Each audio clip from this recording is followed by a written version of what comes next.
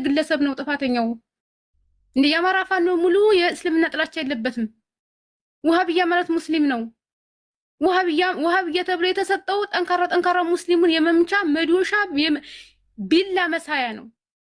ሳሚ ወሃብያ የሚባሉት ጠንካራ ሙስሊሞች ናቸው። ወሃብያ የሚባሉት እነ ኡስታዝ አቡበከር ናቸው። እና ያሲን ኑር ናቸው ወሃብያ የሚባሉት። ለማንኛውም ፎቶን ቀጥ አድርገሽ ታወሪያለሽ አታወሪም?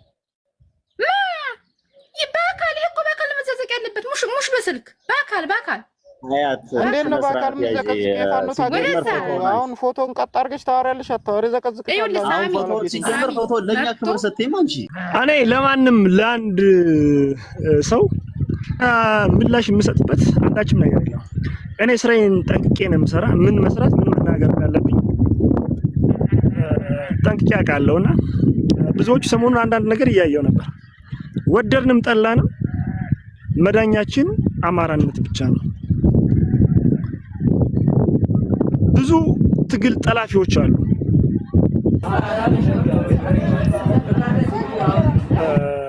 ይቅርታ ዛሬ ሰው ላስገባ አልችልም። መልእክት ለማስተላለፍ ብቻ ነው የገባሁት። ወንድሞቼ እህቶቼ ወይም ተከታዮቼ እንድትረዱኝ እፈልጋለሁና አንዳንድ ሰዎች በውስጥ በተፈጠረ ምንም በማይመስል ነገር የሰውን ስም ለማጥፋት የሰውን ስም ታጌ ለማሸማቀቅ የሚደረግ ነገር ማንም የሚሰማቸው የለም። ጀግና የሆነ ወንድ የሆነ ሰው መጥቶ ባፈሙዝ መታገል ነው እንደኛ። ማንም በቲክቶክ ስላወራ የሆነ ነገር ስላለ የሚፈጠር የሚቀየር ነገር የለም። እኔ ሀብታሙ ዩሱፍ ነኝ። ከኔነቴ ከማንነቴ ማንም ሊጨምርልኝ የሚቀንስልኝ ነገር የለም። ስንት ወንድሞችን ስንት ጓዶችን በሰውበት ትግል ማንም ሊቀልድበት አይችልም። ማንም የማሸማቀቅ ማንም የመናገር እኔ ሰው መብት አልነካም። ማንንም የምናገርበትም ሁኔታ የለም። ነገር ግን በጣም በሚገርም ሁኔታ ስለኔ ማንነት የሚያውቅ ሰው ጠንቅቆ ያገኛል። እኔ ስራዬም ነው የምሰራው፣ በመስራት ላይ ነው ያለሁት። ማንም ይሁን ማን ይሄ ለተሰለፈ ለጎጠኛ የስርዓቱ አሽከር እና ተላላኪ የሆኑ የነሱን ሐሳብ የምቀበልበት የማስተናግድበት አንዳችም ነገር የለም። ማን ስለሆነ ነውና ለማን ነው እኔ ማብራሪያ የምሰጠው? ለማንም ማብራሪያ አልሰጥም፣ መግለጫም አልሰጥም። እኔ ስራዬን ነው የምሰራ። የሚሰራ ሰው ሰርቶ ነው ማሳየት የሚችለው። ከዛው እኔ አንድ ተራ ኩታራ ማንም የሆነ ነገር ባወራ ቁጥር ለዛ የማብራራት ለዛ መግለጫ የመስጠት ግዴታ የለብኝም። ካጠፋው ተቋሜ ድርጅቴ ይጠይቀኛል። እንዳላጠፋው ደግሞ 100% እርግጠኛ ስለሆንኩ የምሰራውን የምናገረውን ጠንቅቄ የማቅ ታጋይ ነኝ። ማንም ስለወራ እኔ ሊያሸማቀኝ አይችልም። ማንም ምንም ሊለኝ አይችልም። ስለኔ እምነት ስለኔ ሃይማኖት ስለኔ ነገር ማንም ሊነጥቀኝ ሊሰጠኝ ሊነሳኝም አይችልም። ራሴን ማቀው ራሴ ስለሆንኩኝ ማለት ነው። እና ከሰሞኑ በጣም በርካታ ነገር እያየን ስለነበረ ይሄ ለመከፋፈል አጀንዳ የተሰጣችሁ በተለይ በሙስሊም ስም የምትነግዱ ሸቃጮች ማለት ነው ከድርጊታችሁ ብትቆጠቡ መልካም ነው። ካልሆነ ግን እያንዳንዳችሁ በዚህ ስራ ውስጥ በዚህ ድርጊት ውስጥ ምን እየሰራችሁ እንዳለ በአማራ ስም በወለጋ ስም በሙስሊም ስም የምትሸቅጡ የምትነግዱ ከድርጊታችሁ ልትቆጠቡ ይገባል። ይሄ የማይሆን ከሆነ እያንዳንዳችሁን በመረጃ በማስረጃ ተንተርሰን እናቀርባለን ስለምንነጋገር ማለት ነው። እኔ ለጮኸው ሁሉ ምላሽ የመስጠት ግዴታ የለብኝም። እኔ ስራዬ ላይ ነው የማተኩር። መስራት የሚገባኝን ነገር እሰራለሁ። ማንም ስለተንጫጫ ምንም የሚፈጠር ነገር የለም። ማንም ማለት ነው ምን መስራት ምን መናገር እንዳለብኝ ጠንቅቄ የማቅ ሰው ስለሆነ ማለት ነው። እኔ በፌስቡክ ወይም በትዊተር ወይም በቲክቶክ አይደለም የምታገለው። ወንድ የሆነ ጀግና የሆነ መጥቶ መታገል ነው። ከዛው 24 ሰዓት ቁጭ ብሎ ቲክቶክ ላይ ተጥዶ ስለዋለ እኔ ታገኝ ነኝ የአማራ ተቆርቋሪ መምሰል የሙስሊም ተቆርቋሪ መሰል ውሸት አምናችሁ አንድም ሰው ማለት ነው።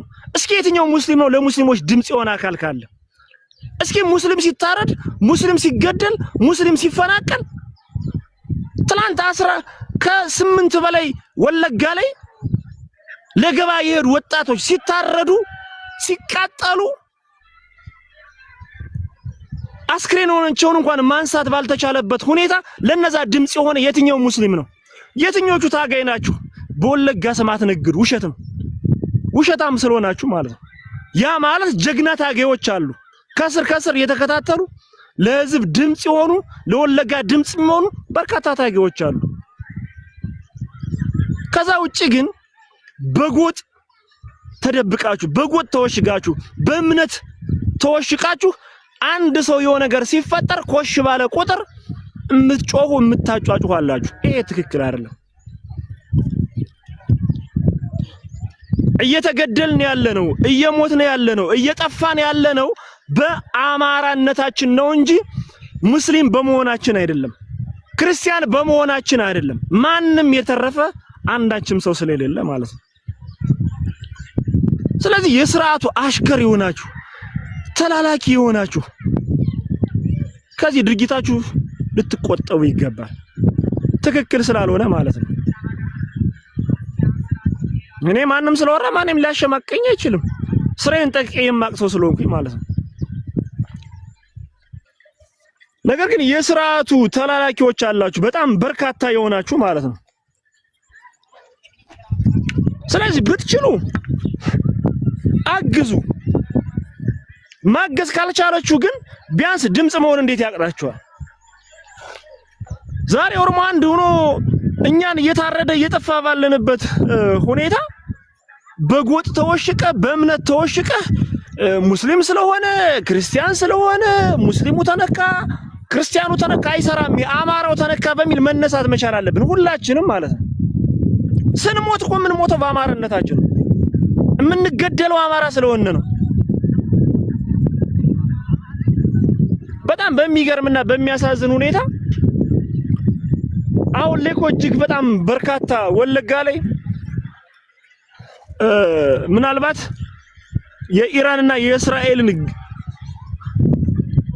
ትልቅ ሽፋን ስለተሰጠው በዛ ስም ተደብቆ በርካታ የሆኑ ወለጋ ላይ አማራ እያለቀ ነው፣ ኦርቶዶክስ እያለቀ ነው፣ ክርስቲያን እያለቀ ነው፣ ሙስሊሙ እያለቀ ነው።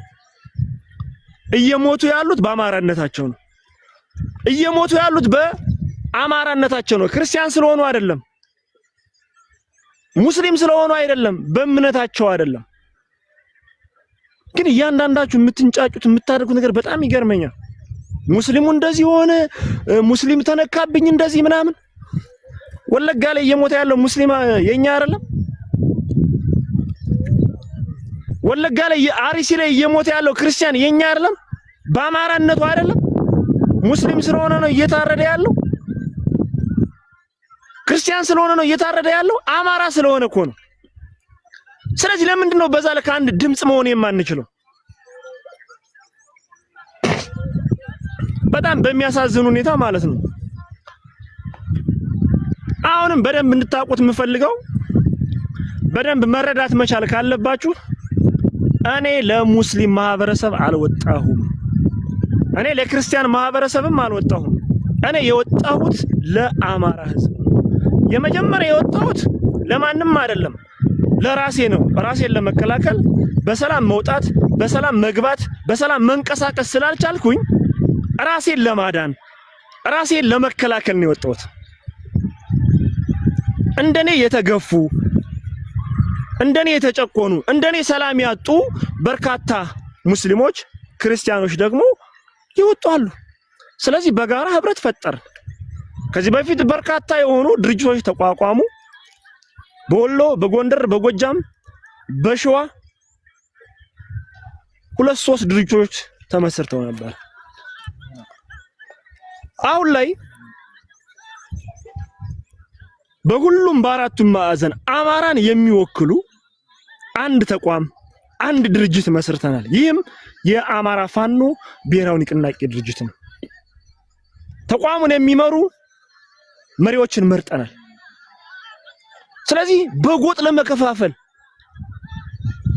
አርበኛ ዘመነ ካሴን ከዋርካው ምሬ ወዳጁ ከአርበኛ ሀብቴ ወልዴ ከአርበኛ መከታው ማሙ አትችሉም፣ አይቻልም። እንደዛ ሁሌ ወደድንም ጠላንም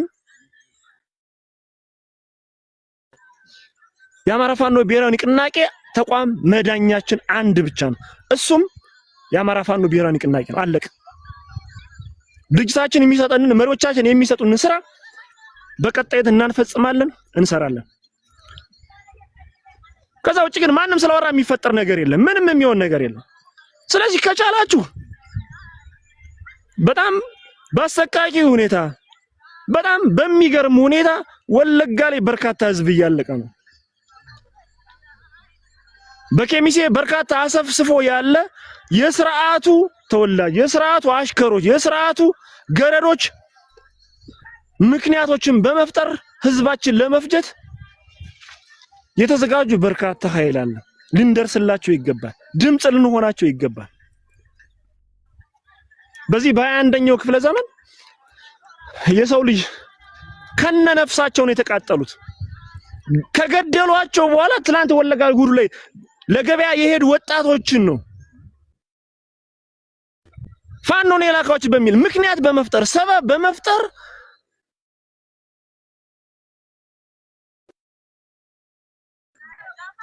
በሚያሳዝን ሁኔታ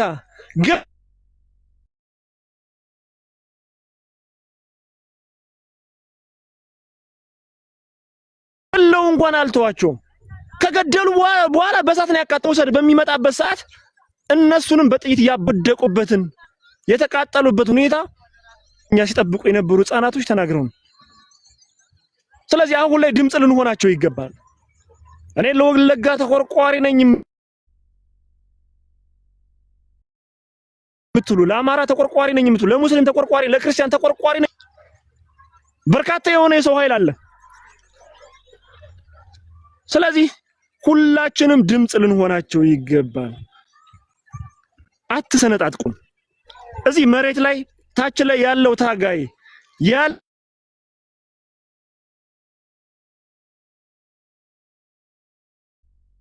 አባሉ አንዳችም እንትን ስንሞት አማራ ናችሁ ተብለን ነው እየሞትን ያለነው እየጠፋን ያለን እንጂ ሙስሊም ስለሆነ የተረፈ የለም፣ ክርስቲያን የሆነ የተረፈ የለም። ስለዚህ አንድ ሙስሊም ካጠፋ የማንተቸው ለምንድን ነው? የማንናገረው ለምንድን ነው? ይሄ የማይመቻችሁ ካለ ሳይመቻችሁ ሊቀር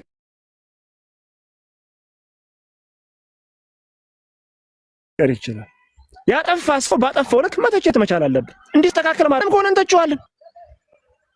ስለዚህ በዛ ልክ መነጋገር መቻል አለብን እንጂ ሼክ ስለሆነ ኡስታዝ ስለሆነ ቄስ ስለሆነ ጳጳስ ስለሆነ አትናገሩብን የሚል ከሆነ ያን ሹመት የሰጣቸው ህዝብ ነው። ለህዝብ ድምጽ እንደሆኑ የመረጣቸው ሰበካ ጉባኤዎች በሙስሊም ቢሆን መጅሊሱ ሙስሊሙ ማህበረሰብ ነው የመረጣቸው።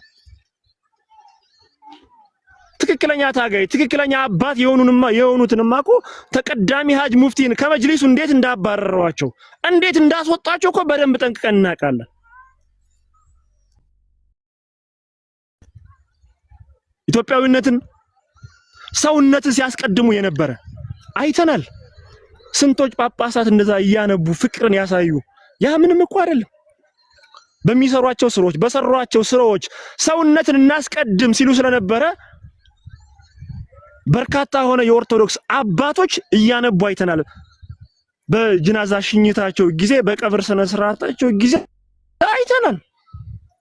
ያ ማለት ምንም ማረም ሰውነትን ስለሚያስቀድሙ ስለነበረ ነው። ከሀገር ውስጥም ከሀገር ውጭም ያሉ በርካታው እንትን አይተናል። በታሪክ እንደዛ አይነት የጅናዛ ሽኝት አይተንም አናቅም። በዓል አከባበርም እንደዛ አይተን አናቅም። ሙስሊሙም ክርስቲያኑም በአንድ ሆኖ ድምጽ ሲሆናቸው ስለነበረ ማለት ነው። ስለዚህ አሁን ላይ የሥርዓቱን አጀንዳ ያመጣችሁ የሥርዓቱ ተላላኪ እየሆናችሁ አብይ አህመድ የሚሰጠውን ተልኮ ለማስፈጸም የምትሰሩ ካላችሁ ከድርጊታችሁ ልትቆጠቡ ይገባል። እዚህ ጋር ኢትዮጵያ ውስጥ አማራ ክልልም ሆነ ከክልላችን ውጪ ያለው እየሞቱ ያሉ እየታረዱ ያሉት የእናንተ ቤተሰቦች ናቸው።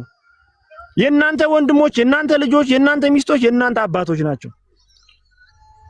አይ ስለዛ ጉዳያችን አለን ቢታረዱም ከሆነ ችግር የለውም። እኛ አንዴ ለዓላማችን ወጥተናል።